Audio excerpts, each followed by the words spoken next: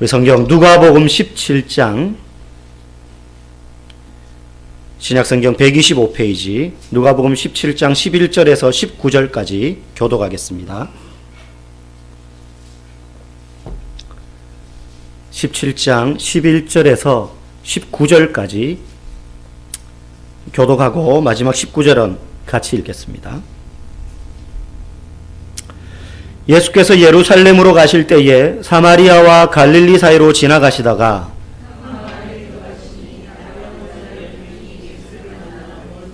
소리를 높여 이르되 예수 선생님이여 우리를 불쌍히 여기소서 하거늘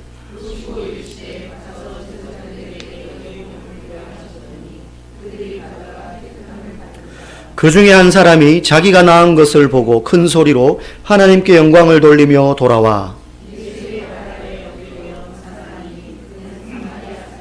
예수께서 대답하여 이르시되 10사람이 다 깨끗함을 받지 아니하였느냐? 그 9은 어디 있느냐?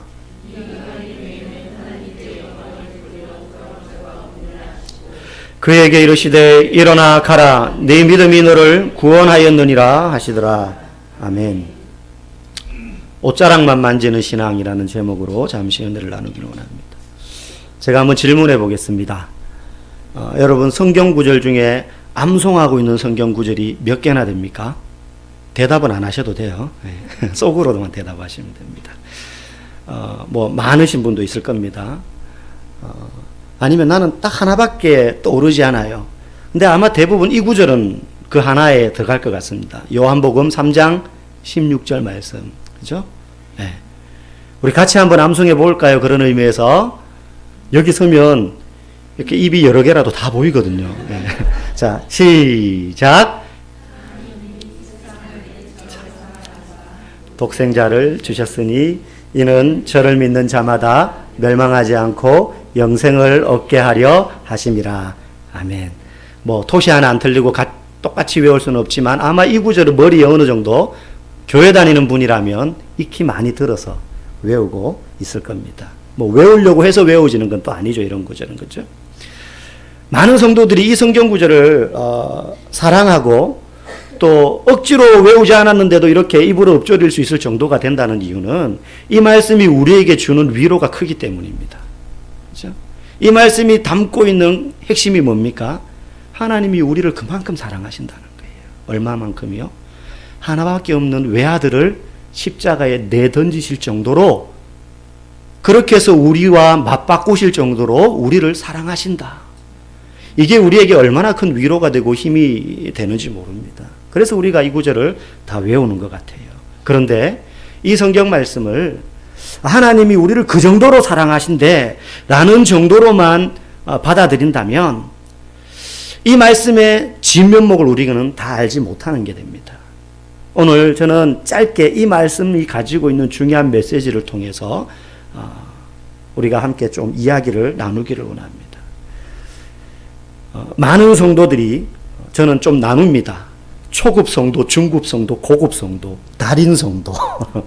그냥 저 혼자만. 뭐 그렇다고 성도들을 막 평가한다는 의미가 아니라 아무래도 이제 처음 신앙생활을 할 때의 분과 또 그 믿음의 정도가 깊어져 가면 다를 수밖에 없죠. 그죠?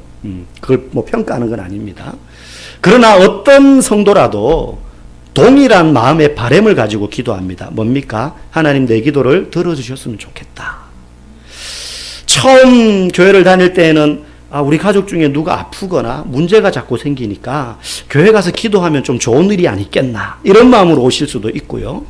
진짜 극적으로 교통사고가 빵 났는데 우리 가족 살려주면 내가 예수 믿겠습니다 해가지고 오신 분도 계십니다. 그렇죠? 보통 그런 분들이 이제 막 간증하죠. 그랬더니 하나님이 살려주셨다.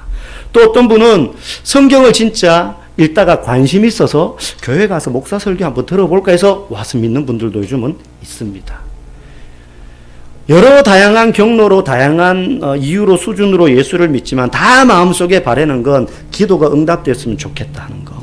이 마음은 누구나 다 가지고 있습니다. 목사도 마찬가지입니다.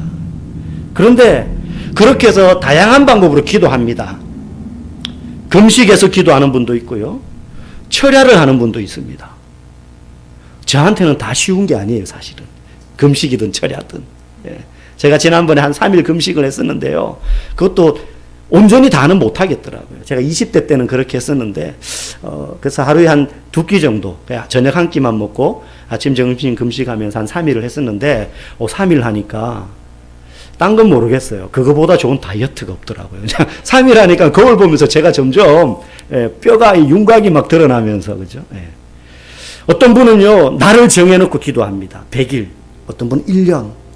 그렇게 다양한 방법으로, 다양한 형태로 기도할 때에 그 마음속에 간절한 응답에 대한 기대를 가지고 다 하는데, 문제는 어떨 때는 기도할 때 하나님이 즉시 응답해 주시기도 하시지만, 더 많은 경우, 아마 여러분들 그런 경험 하실지 모르겠어요. 하나님의 기도 응답이 없거나 아니면 상당히 더디게 응답되더라 하는 것입니다. 여러분은 아마 동의하실 거라고 생각합니다. 그러면 왜 하나님은 기도 응답을 이렇게 잘 안 해주실까? 아니면 왜 내 기도는, 저 사람은 잘 들어주시는 것 같은데 왜 나는 이렇게 응답이 더딜까? 아직 안 해주셨다라고 불신하기는 싫으니까, 아직 안 들어주셨다고 생각하기는 싫으니까 아직 안 들어주신 걸 거야. 이렇게 우리는 많이 생각한단 말이죠.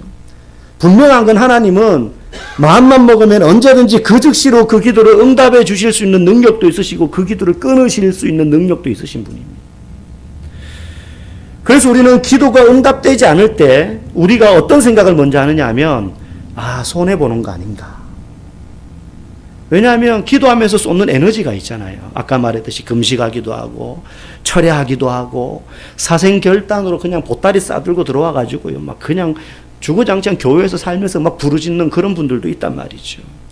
그런데 응답이 안 돼요. 하나님, 내가 100일 동안 내가 그냥 죽은 듯이 기도만 하겠습니다. 하나님만 붙잡겠습니다. 근데 100일이 딱 됐는데도 응답이 없어요. 그러면 내가 헛수고한 거 아닌가 이런 생각 든단 말이죠. 기도 안 해도 응답 안 되고 이렇게 기도 열심히 했는데도 응답 안 되면 내가 손해본 것 같다. 하나님은 이루실 게 하나도 없는데 나만 손해본 것 같다.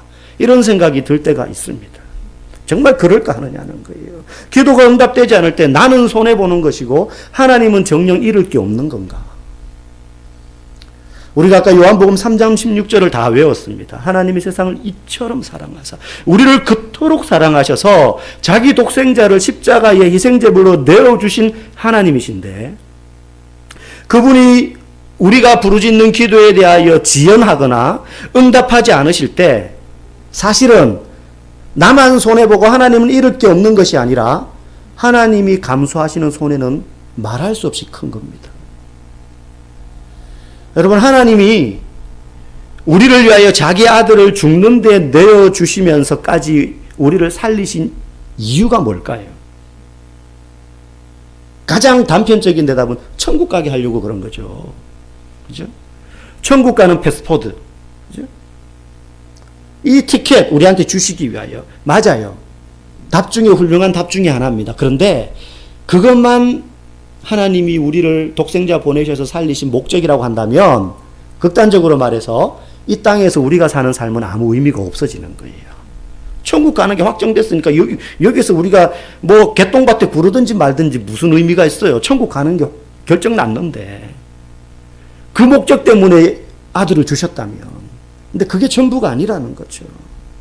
하나님이 그 사랑하는 독생자를 우리를 위하여 죽기까지 하신 데에는요, 단순히 천국 가게 하기 위해서 우리를 살려주신 것이 아니라 이 땅에서도 우리가 매일매일 하나님 앞에, 하나님 너무 아름답습니다, 당신. 하나님 당신 너무 사랑스럽습니다. 하나님을 찬양하지 않을 수 없습니다. 당신을 흠모합니다. 하나님만이 내게 만족의 이유가 되십니다. 주님 외에 내 마음에 1번은 그 어떤 것도 없습니다. 라고 하나님을 매일 찬양하고 하나님 때문에 기뻐하라고, 그러면서 70년, 80년, 100년 살라고 우리를 살려주신 목적도 있다는 거예요. 어떤 의미에서는 대단히 중요한 목적입니다. 대단히 중요한 목적이에요. 이것은요, 성경이 처음부터 끝까지 우리에게 계속 말하는 거예요. 아담과 하와를 에덴 동산에 만드셨을 때 그들을 거기에 창조하신 목적이기도 하고, 이스라엘 백성들을 430년간 이집트에서 종살이 하다가 그들을 구원해 주셔가지고 가나안 땅에 인도하신 목적이기도 합니다. 그들을 에덴 동산에 창조하신 이유는요, 야, 이제 여기에 너희들 마음껏 먹고 싶은 거 먹고, 단 2가지 빼고, 누리고 싶은 거 다 누리고, 너희들을 해칠 대적도 아무도 없고, 이 세상에 너희들과 나밖에 없어. 마음껏 즐기면서 살아. 그러라고 사람을 만드신 게 아니에요. 가나안 땅에 들어가서 너네들 그 긴 세월 동안 얼마나 노예 생활하느라고 힘들었냐. 이제 너희들은 노예가 더 이상 아니야. 내가 너희들을 지켜주겠어. 그러니까 저 땅에 들어가서 마음껏 자유를 누리며 살아. 430년간 조상들부터 못 누렸던 그 자유, 마음껏 자유롭게 살아. 먹고 마시고 너네들 마음대로 해. 그러라고 가나안 땅을 주신 게 아니. 왜 그들을 에덴 동산에 지으셨어요? 왜 그들을 애굽에서 탈출시켜서 가나안 땅에 들어가게 하셨어요? 만약에 정말로 너희들 이제 마음대로 살아, 너희들 하고 싶은 대로 하고 자유를 누리고 먹고 마시고 너희들은 이제 자유야, 너희들을 얽매일 건 아무것도 없어, 그랬다면 하나님 굳이 그들을 40년 동안 광야에서 뺑뺑 돌릴 필요 없어요. 3개월이면 해변, 상인들 다니는 해변길로 가면 3개월이면 가요. 그 인원도 가나안까지, 애굽에서. 거기에 가는 게 목적이라면. 근데 그게 목적이 아니었단 말이죠. 그냥 너네 이렇게 들어가면, 가나안에 들어가도 노예 생활할 때랑 똑같아져.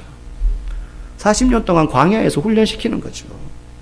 하나님만을 찬양하고 하나님만을 기뻐하고 하나님 때문에 만족하는 사람 되라고.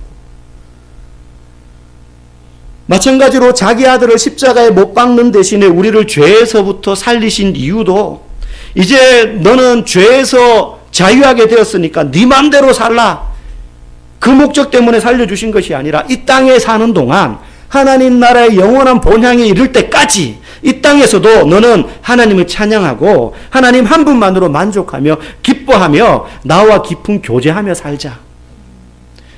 천국 가면 영원히 하나님만을 바라보며 살겠지만 이 땅에서도 영원한 천국의 삶에 비하면 비할 데 없이 짧은 인생일지 모르나 여기 있는 동안 수많은 대적들이 있고, 저기 가면요 그렇게 하지 마라 그래도 그거밖에 할 게 없어요.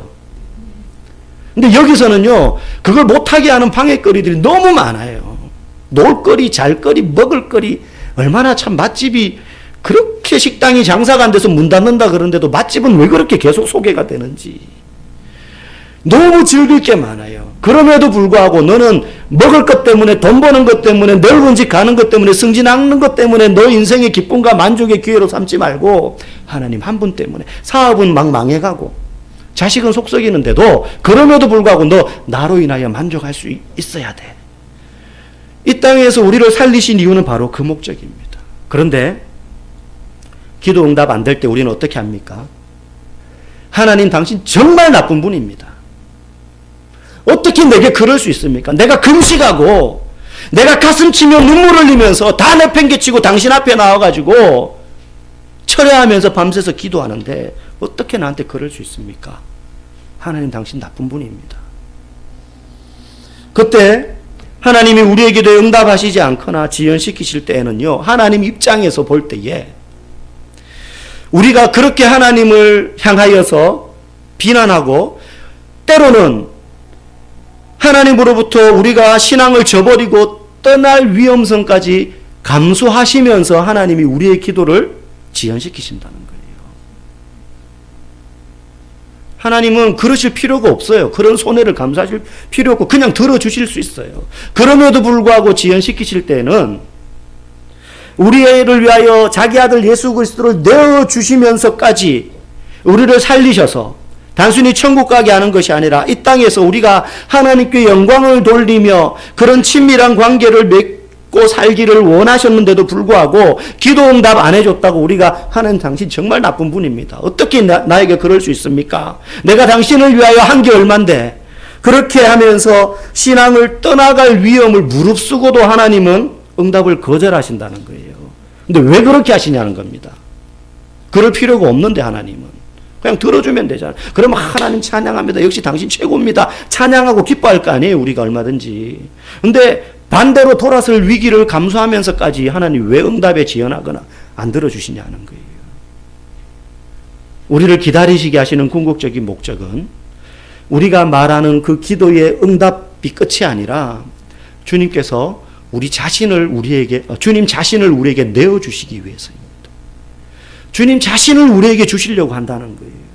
이게 무슨 뜻이냐 하면 우리는 신앙의 초점이요, 천국 가는 데 맞추어져 있을지 모르나 주님, 인생 사는 건 너무 힘들고 어렵습니다. 그런데 내가 막 그냥 인내하겠습니다. 버티겠습니다. 주님 붙잡고 이 고난 이겨내겠습니다. 좀 있으면 점점 내가 그 본향이 다가오니까 내가 그것만 바라보며 가겠습니다. 이러고 사는데 우리 혹시 초점이 맞춰져 있을지 모르나 하나님은요 그렇지 않아요. 우리는 천국만 바라보고 살지 모르나 하나님은요 우리가 이 땅에서 하나님을 찬양하고 하나님도 우리를 사랑하시는 그 친밀한 사랑의 관계를 여기서 이 적대적이고 힘들고 어려운 고난의 땅에서도 그런 관계를 맺으며 하나님과 친밀한 사랑의 관계, 인격적인 관계를 맺고 살아가도록 하는 데 관심이 집중되어 있다는 거예요. 그럴 거 아니었으면 그냥 바로 데려가시면 되죠. 엘리야처럼 우리를. 그렇게 천국을 사모하는데 막 우리하고 밀고 땡기고 할 필요도 없잖아요. 하나님이. 뭐가 아쉬운 게 있으시다고. 여러분, 관계를 맺는다는 거, 교제한다는 건요 필수적으로 에너지를 쏟게 되어 있는 일입니다. 희생을 요구하는 일입니다.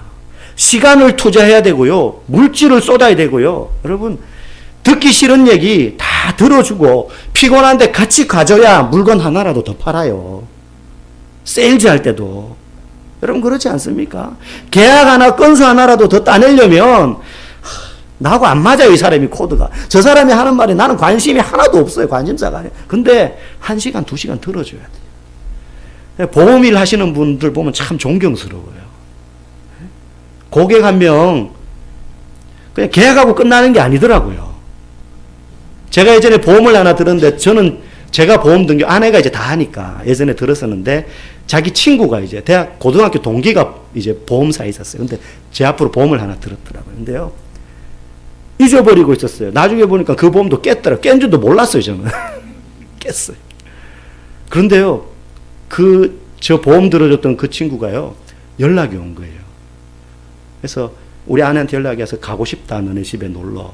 근데 보니까 이미 그 일을 그만뒀어요. 그런데도 제 안부를 묻더라고요. 그 이후에 혹시 다른 보험 들었냐. 자기는 이제 보험을 안 해요. 그러면서 그 자료를 자기가 다 가지고 있다는 거예요. 저에 대한 자료를. 고객 관리를요, 회사를 나왔는데도 계속해요. 여러분, 물건 하나 더 팔고요, 보험 계약 하나 더 하려고 해도요, 시간이 투자해야 되고요, 듣기 싫은 이야기 들어줘야 되고요, 가기 싫은데 가줘야 되고요, 있기 싫은데 같이 있어줘야 돼요. 정신을 쏟고 물질을 투자하고 시간을 쏟고 에너지를 쏟아야 맺어지는 게 관계고 교제입니다. 그 사람하고 관계가 없는데, 교제가 이루어지지 않았는데 내가 아무리 들어주세요 한다고 그 사람이 들어줄 의무가 어디에 있습니까?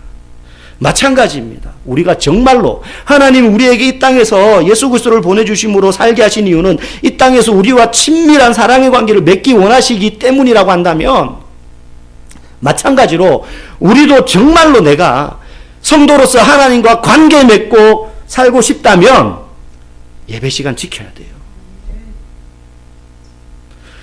너무 쉽잖아요, 이거. 피곤한데 밤에 무릎 꿇어야 돼요. 정말 귀찮은데 성경 읽어야 됩니다. 이건 너무 기초적인 피상적인 순종이에요. 이거부터 시작되는 거예요. 그런데 피곤한데요, 직장 다녀와서 무릎 꿇어야 됩니다. 잠자리에 들고 싶은데요, 기도하러 나와야 하고요. TV 보고 싶은데 성경 펼쳐야 되고요. 내 마음대로 살고 싶은데 예배 드리러 나와야 되고요. 놀러 가고 싶은데 주일 지켜야 돼요. 그런데 이런 것들을 번거롭고 귀찮게 생각할 뿐만 아니라 다른 일이 생기면 언제든지 그 일 뒤로 미룰 수 있다고 생각을 합니다. 내게는 잠이 더 중요하고, 기도보다 잠이 더 중요하고, 하나님 말씀보다 TV가 더 소중하며, 하나님과의 약속보다 여행이 더 중요하다고 여깁니다.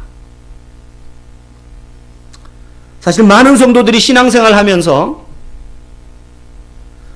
하나님께 대하여 자기 자신을 알리고 싶은 마음도 없고, 주님에 대해서 그렇게 알고 싶지도, 그리고 관심도 없습니다. 교제가 이루어질 리가 없습니다. 많은 성도들이 진짜 원하는 것, 교회 나오는 이유, 단지 주일 예배 와서 주님 옷자락 만지고 도망가는 거예요.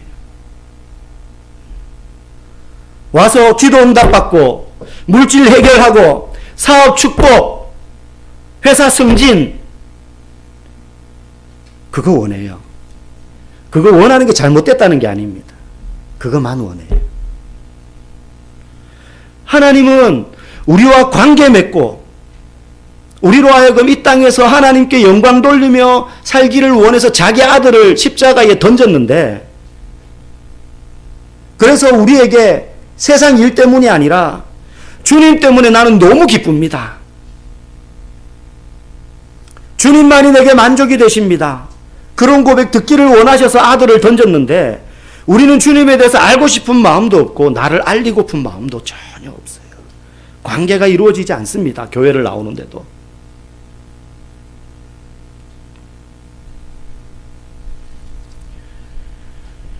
왜 많은 성도들이 교회를 그렇게 오래 다니는데도 영혼이 계속 목마른 줄 아십니까? 투자하지 않으니까 그래요.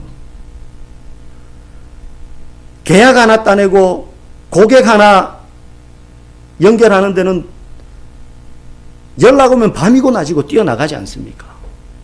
그렇죠? 그거 받는 월급에서 또 돈 몇십만 원 더 벌고 싶어서 퇴근하고 와가지고 밤 11시, 12시, 새벽 1시까지 대리 또 뛰잖아요. 전화 받고 나가가지고. 그런데 하나님과의 관계 맺는 데는 투자하지 않아요. 문제 해결시켜주면 옷자락 만지고 도망갈 거라는 거 주님이 너무 잘 압니다. 당장에 병 치유해주면 옷자락 만지고 도망갈 거라는 거 주님은 아십니다. 시험에 합격하고 사업 문제 해결되고 물질 문제 해결해 주시면 두 번 다시 주님 앞에 무릎 꿇지 않을 거라는 거 주님이 제일 잘 아십니다. 옷자락 만지고 도망가는 인생을 살면 30평생, 60평생 교회를 다녀도 주님과 교제는 이루어지지 않습니다. 모른다는 거예요, 하나님에 대해서. 그냥 그분은 능력 많아서 우리가 기도하는 거 들어줄 수 있는 분. 근데 그것도 확신이 없어요. 오늘 본문에 나오는 10명의 나병 환자 중에 9이 그렇게 옷자락 만지고 도망간 사람들이에요. 예수님이 사마리아와 갈릴리 사이로 지나갑니다.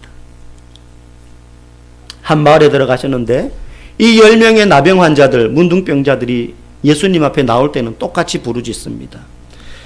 소리를 높여 이르되 예수 선생님이여 우리를 불쌍히 여기소서. 고쳐달라는 거죠. 병 고쳐달라는 거죠. 그런데 예수님이 다 고쳐주셨습니다. 얼마든지 하실 수 있는 분이니까요. 그런데 고침받으니까 막 좋아서 막 자기 가족들한테 알리러 갔다든지 막 했을 거 아닙니까? 그런데 한 명만 돌아왔어요. 9명은 오지 않았어요. 그런데 그 돌아온 한 명도 이방인이에요. 이방인. 예수님 말씀하십니다. 이 이방인 외에는 하나님께 영광을 돌리러 돌아온 자가 없느냐? 여러분 이 말씀을 들을 때요 가슴 뜨끔해야 됩니다. 우리 중에 안전지대에 사는 사람은 아무도 없다고 생각하셔야 돼요. 나는 천국행 티켓 끊어놨으니까는 괜찮아. 아닙니다. 천국 가면 세 가지 사실에 놀란다 그러잖아요. 딱 눈 떴더니 천국이에요. 딱 보니까 내가 어떻게 천국에 왔다. 내가 천국에 왔다. 그래서 진짜 믿긴 했는데 확신을 이제 가지는 거예요. 천국 왔구나. 두 번째 왜 놀랍니까? 그 사람은 왜 안 왔지? 그 사람 진짜 올 줄 알았는데 못 온 거예요. 나보다 더 잘 믿었는데. 마지막에 어떻게 놀랍니까? 저 인간 어떻게 왔지? 저 인간 내가 알던 그 인간은 천국 올 사람이 아닌데? 여러분 여기 돌아온 사람이 이방인이에요. 물론 그 지역이 이방인들이 많이 거하는 지역이기 때문에 그렇기도 했겠지만 정작 돌아온 사람은 이방인이었다는 거예요. 나머지 9명은요 옷자락만 만지고 간 사람들이에요. 돌아온 이 한 사람만 와서 하나님 앞에 엎드려 무릎 꿇고 예수님 발 앞에서 경배하고 찬양했습니다. 하나님 우리에게 이렇게 말씀하세요. 지금도 나는 너를 더 알고 싶다. 너는 나에 대해서 얼마나 알고 싶니? 관심 없는데요. 그냥 병만 낫게 해주세요. 너는 나에 대해서 뭘 알고 있냐? 라는 그 질문 앞에 하나님, 사는 게 너무 힘듭니다. 먹고 사는 문제, 아이들 키우는 거, 회사에서 일하는 거, 질병 문제, 급히 막아야 될 너무 중요하고 급한 문제들 많은데 이거 내려놓는 거, 이거 포기하는 거, 이거 보류한다는 거 너무 두렵고 걱정되고 그러면 죽을 것 같지만 나는 일단 주님을 만나야겠습니다. 일단 그래도 나는 주님 만나고 봐야겠습니다. 죽을 것 같아도 나 주님 만나고 봐야겠습니다. 그렇게 결단할 때 인생이 바뀌는 겁니다. 여러분, 옷자락만 만지는 신앙을 멈추고요. 주님을 더 알아가고 주님과 더 깊은 인격적인 교제를 맺으며 주님 더 알기를 원합니다. 풍성하게 주님을 찬양하는 그러한 삶을 살아가시기를 주의 이름으로 간절히 축복합니다. 함께